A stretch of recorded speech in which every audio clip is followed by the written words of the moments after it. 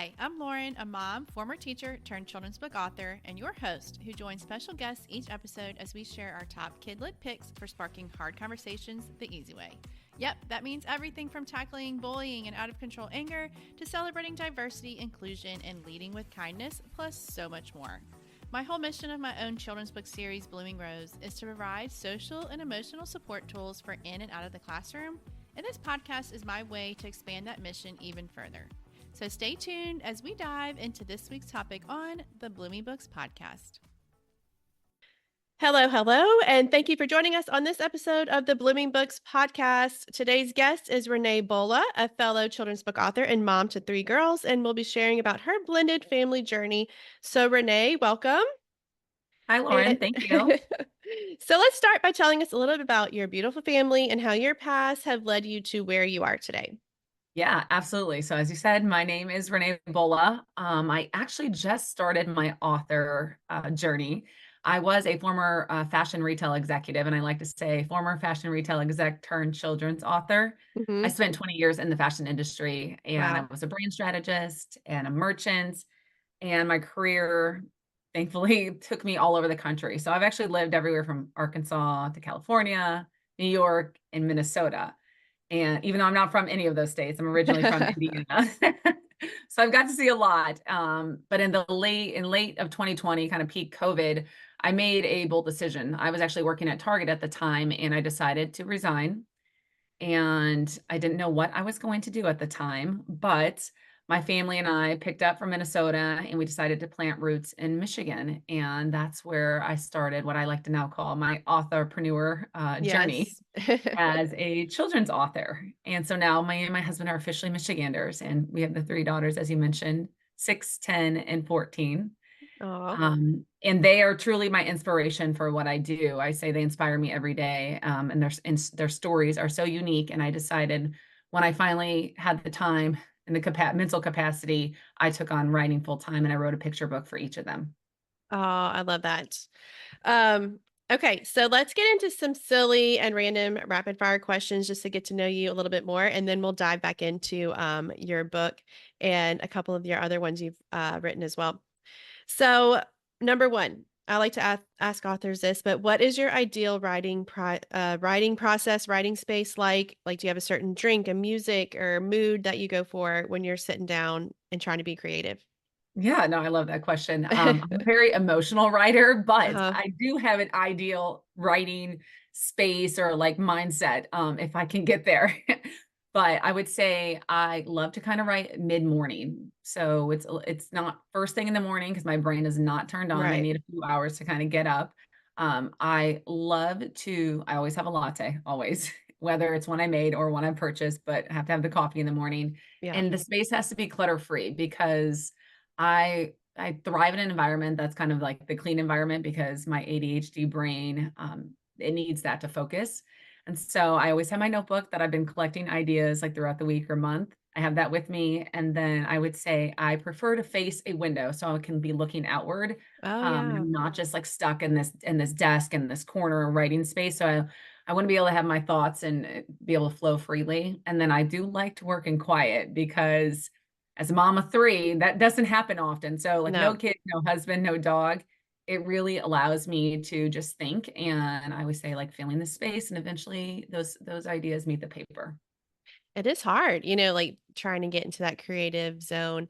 And sometimes it'll hit like for me, like when I'm driving or if I'm listening to a podcast and it kind of sparks an idea for something else. And like so I write it down or I either video myself talking into the, background so I can write it down later.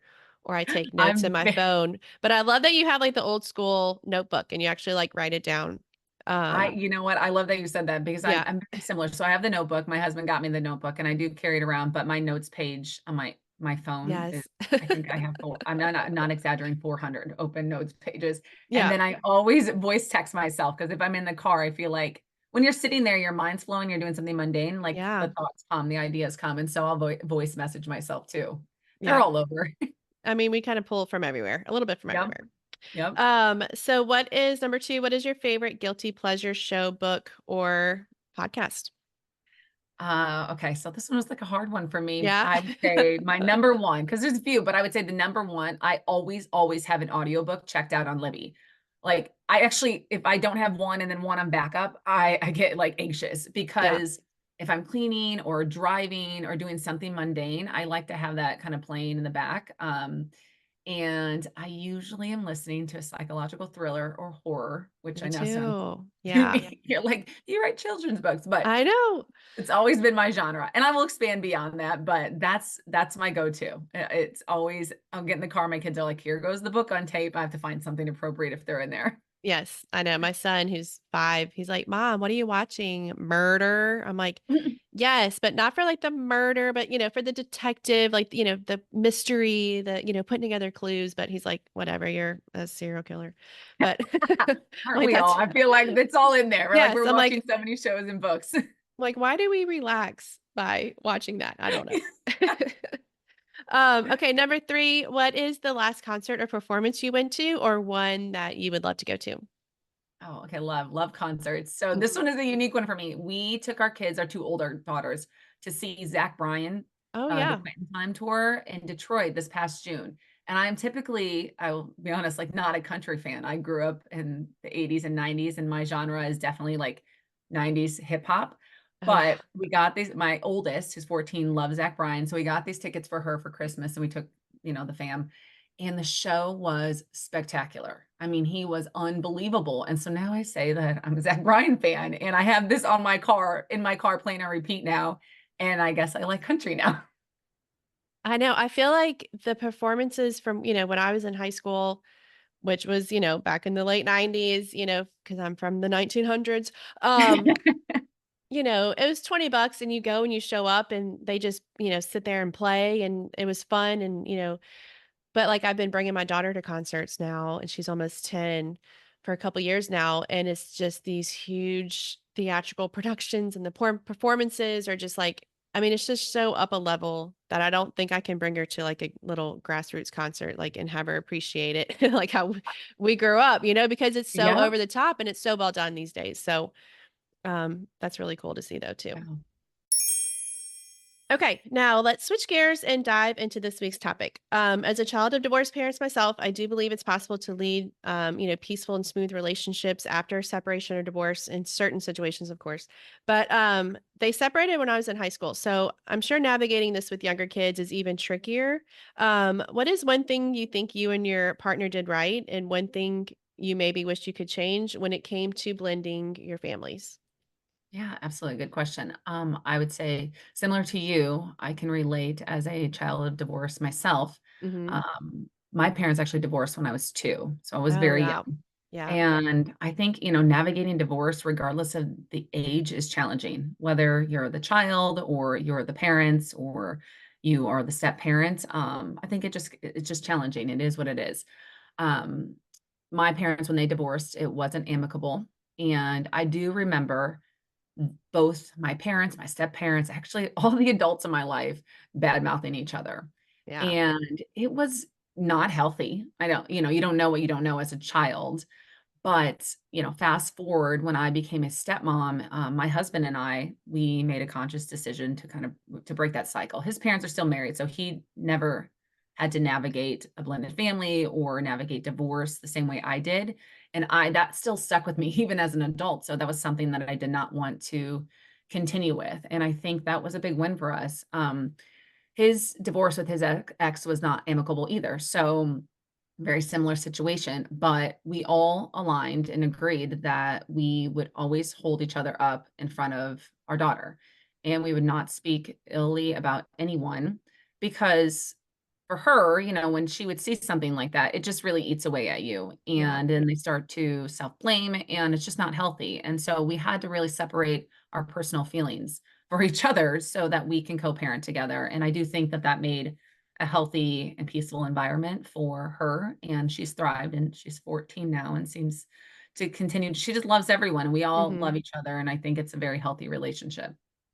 I love that. Yeah, I think it's confusing for kids too. Like even, for parent, my husband and I, if we argue in front of the kids, my 5-year-old we'll be like, "Oh, don't do that. Don't squabble." He calls it squabble. I don't even know where he got that word Oh, from. He's that's like, the he's cutest like, word. are y'all squabbling right now? I said, "No, we're just talking loudly about, something else that happened." Um, so, yeah, like the less confusion for them, and the more that you can kind of reassure them that, yeah, there's rough patches, but we're going to get through it together as a family and we all love each other. Like, I just love that mindset. Um, I would assume one of the biggest feelings to conquer, especially in the little ones, is fear, because they do fear the unknown, fear the change, Yeah. what their new normals and their new family dynamics will look like, whether it's living arrangements, holidays, all the things. So, did you find one area around fear more challenging than the other when dealing with your family? Yeah, actually, I think fear of change in general it's a significant challenge. Yeah. Kids during divorce, I mean, even as adults, think of like how it's unsettling for us as adults. We're Hmm. mature and we're grown, and we still find it Scary. challenging Yeah. to navigate change, and it's scary, right? And for kids, it's even more daunting. They rely on structure and consistency. And so when that's kind of uprooted, they don't know what to do.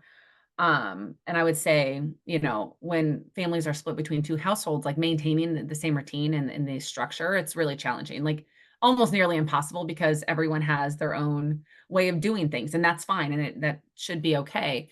I use bedtime as a really good example because bedtime, when you have a blended family or don't have a blended family, it's challenging. Hmm. And for us, like bedtime at mom's house, when our daughter's at mom's house, like, and this was when she was younger, like the routine was very structured and it was comforting because it was structured. She had the bath and the story time and then lights out, and mom never had a problem with her going to sleep because it was very predictable. And then at our house, it was different because then she's sharing a room with a sibling, and that really is an adjustment in itself. And Yeah. so we couldn't mimic the exact same routine and create that structure. And so there was fear that every time she'd come back and forth, like there was going to be this big change, and it would heighten anxiety. And those are all real feelings, right?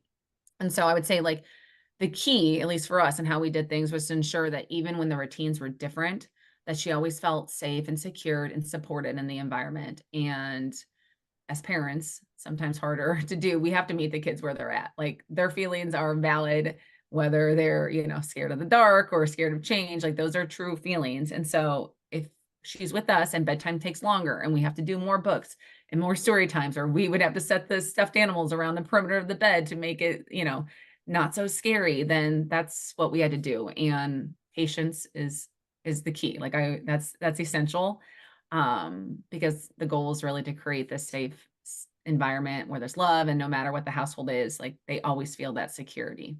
Yeah. And I think kids really thrive on, setting those expectations and keeping with those routines.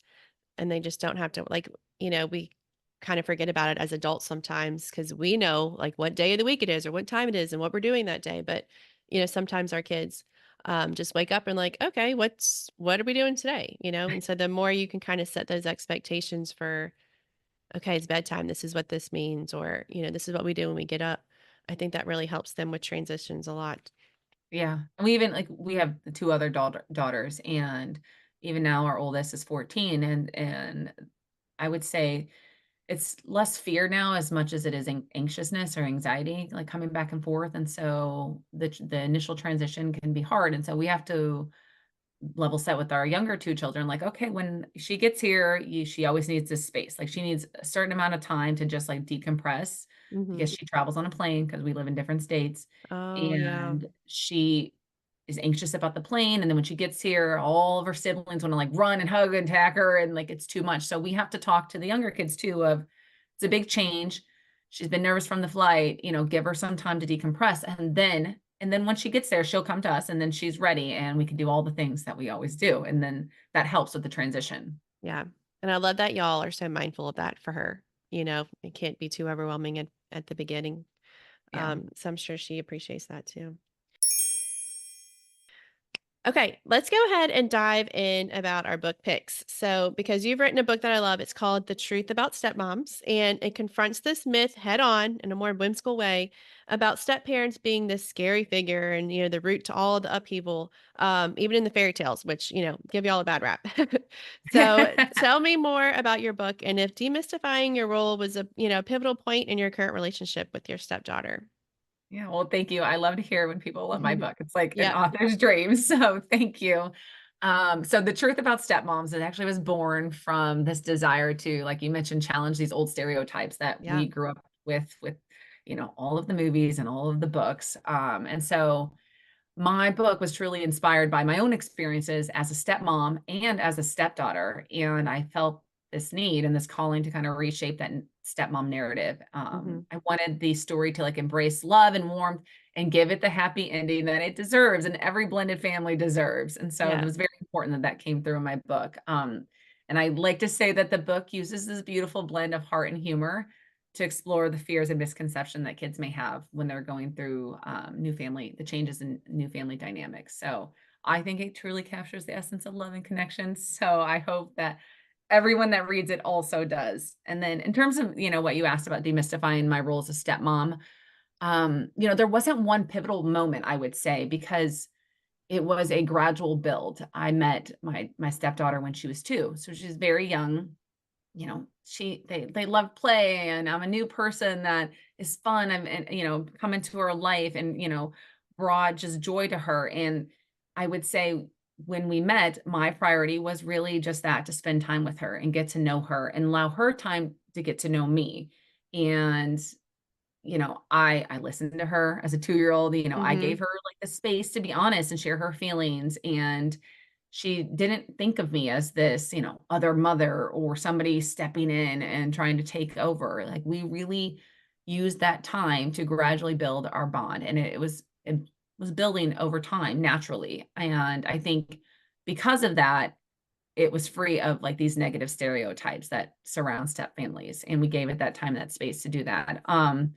And I hope this book, like there weren't books then, and she loved to read, and I would read to her all Yeah. the time, but there wasn't really anything out there that I could share with her and read to her about blended families or about step families. And aside from avoiding movies that showed them as terrible human beings, um, We're not gonna watch Cinderella tonight. right, Yeah. it's like, okay, so I know there wasn't a book out there, and I hope that now, that's why I wrote this book. She's obviously older now, as 14. We don't necessarily read the picture books like we used to, but I hope that this book can now allow families like the same space to just share love and understanding and be able to navigate change in a loving and even humorous way. Yeah. No, I love that. Because I'm sure now, as she's entering, she's 14, you said, right? So like Yeah. these teenage years, like y'all just have that strong bond.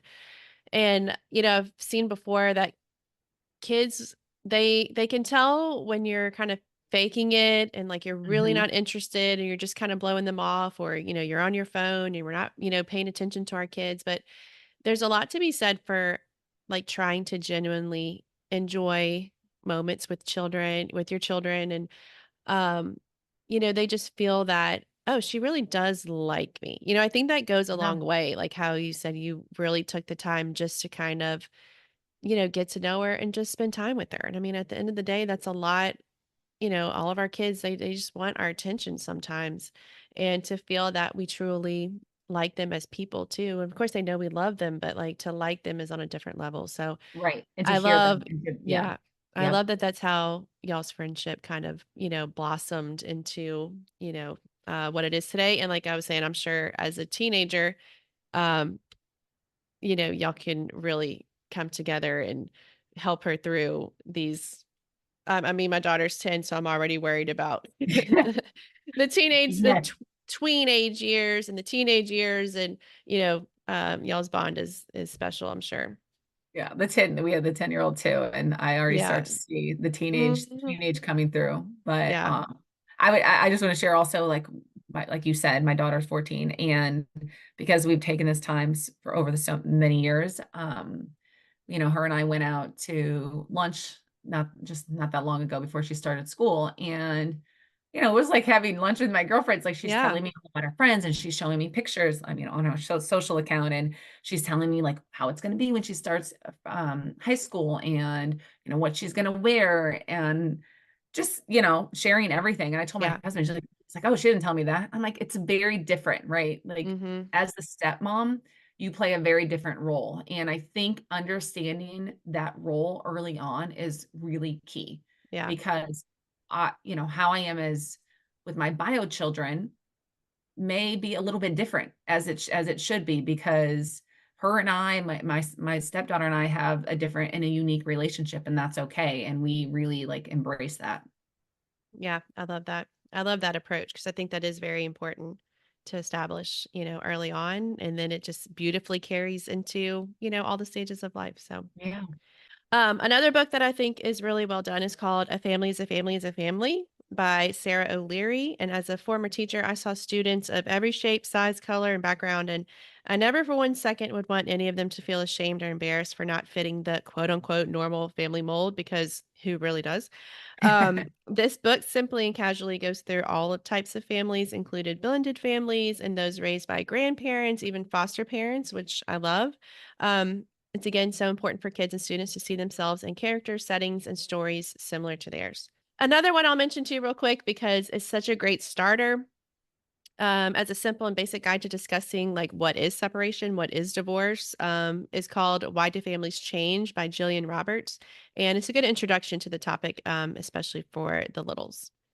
So, do you have any last words of advice or encouragement for parents that may be starting on, blending their families together? Encouragement mainly because it does, I'm sure it's rocky at first, but it gets easier and smoother over time. Yeah, I would say give yourself grace Mhm. because whether it's a blended family or, you know, you are in a family, married parents, it's challenging. Parenting is challenging in general. And so I don't believe there's one norm, right? There's not one way to do it. Everyone's journey is very different, and you need to explore that journey with your family. But give yourself grace along the way because there's going to be ups and downs. And I think the most important thing, and this is what we always value, we say that we're a unit. We're going to have moments that are very challenging and we're going to have moments of celebration. And that is the journey of life, right? Mhm. But know that we are always in this together and that we are the family, we are the unit, and we need to support one another through it all. And it will be, like you mentioned, it will be rocky, but it will be great too. And I think you have those, if you have like clear expectations, right? Or realistic expectations, I guess I should say, it makes it easier, Yeah. in my opinion. Yeah. I mean, no family is going to have a perfect smooth ride. And I think, like you said, if they think you genuinely like them, you genuinely love them, genuinely care about them, then, we'll get through it together. So I think that Yeah. takes a lot of anxiety away from their Oh, can I situation. add one more thing? Yeah. I would also say, and I've said this a few times, like open communication. I Hmm. feel like growing up, we couldn't talk about anything. No one talked about anything. Didn't talk about your feelings, didn't talk about you had a problem, just go in your room.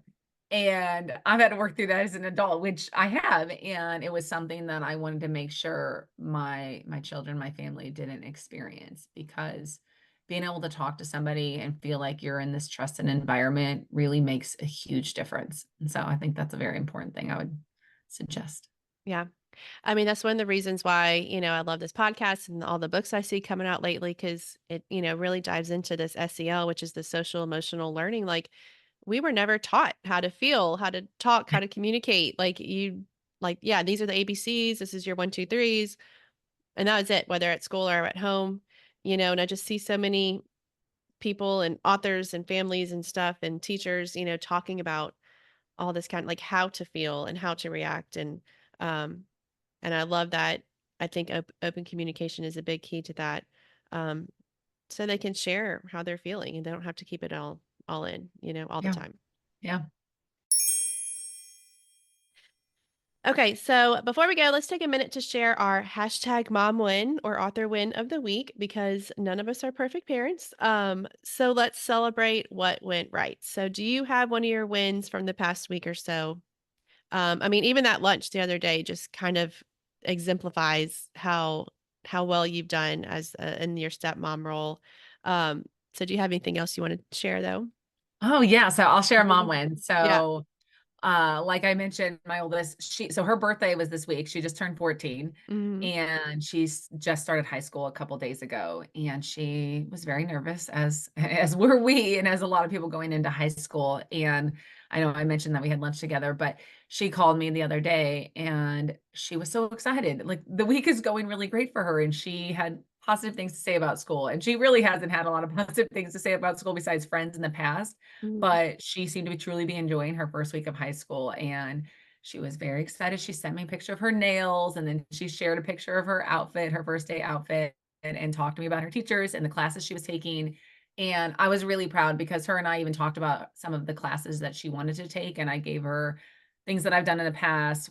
You know, I took photography and she was very interested in that. And so it was really encouraging to hear her be excited about that because high school can be nerve-wracking and we've all been there. So I hope that this is just like the start of what's to come for the rest of the year for her. So I'm really excited. I love that. She sounds like a great kid that's got just, people think about divorce as this, terrible thing. And it is very sad and hard to go through. But when you can come on the other side and hear stories like yours, where, now she has her parents and she has you as just, I mean, there's just more people to love her and to help Yeah, support her and guide her. And it can be a really beautiful thing. So I love that. thanks. All right. So thank you again, Renee, so much for joining me for such a tricky topic. I think things like this can feel so overwhelming and intimidating to get it just right and just perfect when discussing with your kids, especially, for the first time. But in reality, I think, just like you said, being honest, reaffirming, and, age appropriate is best. So thank you for giving our listeners a great example to see and hear and a lighthearted book to read too. Um, so before we go, I know you have two other books as well, called Finding Bunny and Imagine That. Do you want to share your social accounts for our listeners to check out and keep up with all you have going on? Yes, absolutely. Well, thank you first and foremost for having me, Lauren. This has been a wonderful topic to discuss with you. And I just, I love to share it because I just want to give parents like one more tool or one more opportunity to celebrate their families and their Yeah, blended family. So thank you. And yes, as you mentioned, I have two other picture books, Finding Bunny and Imagine That. My website is just reneebollaauthor.com. And you can find me on Instagram at Renee Bolla Author as well. And you can also find me on Facebook at the same at the same handle. And then I am on TikTok. That handle is just Renee Bolla. So please follow my journey. I would appreciate it. I have new things coming up and new things in the works. So I'm excited to see what the year brings. that's exciting. Congratulations on all three books. Thank you. Okay, so that is it for this week's episode. Thank you again for joining us, and thank you guys for listening. I hope you've gained a couple of helpful nuggets for guiding your kids through a separation, divorce, or blending. And we'll see you guys next time on the Blooming Books podcast. Thank you for listening to the Blooming Books podcast, recorded and produced by Blooming Rose Kids. We've opted to keep our series ad-free, and if you'd like to support our efforts, please consider shopping our own custom-signed Blooming Rose books at bloomingrosekids.com and our academic materials on our Teachers Pay Teachers page. All of the books mentioned in this episode are also available via our affiliate links in the show notes. We so appreciate you being here and hope to see you next time.